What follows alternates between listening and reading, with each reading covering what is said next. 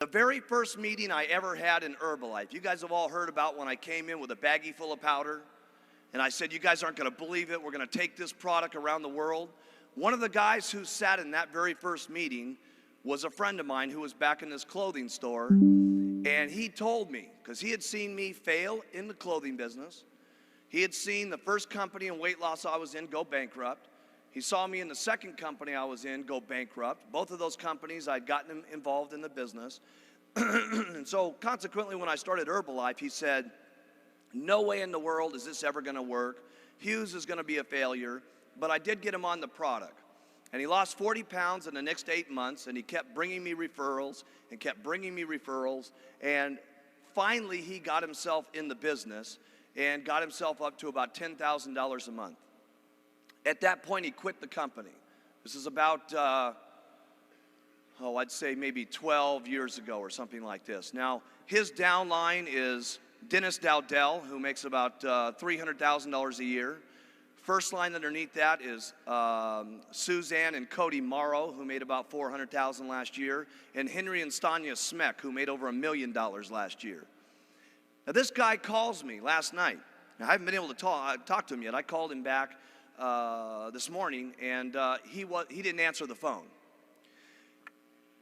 What is the difference between a guy like him, who knows the story, saw it when it first got started, became successful, dropped out of the company, saw his downline become successful, heard about what's happened here in Orlando? He knew that we were coming, but he certainly didn't know we were going to take over the entire city. Okay, and he's hearing about all this stuff. He's obviously getting phone called by every single person in his life telling him, you got to be out of your mind not doing the Herbalife business. What is the difference between him and the person that makes $1 million in Herbalife per year? Answer, and I want you to write this in your notes. Not much. That's the answer.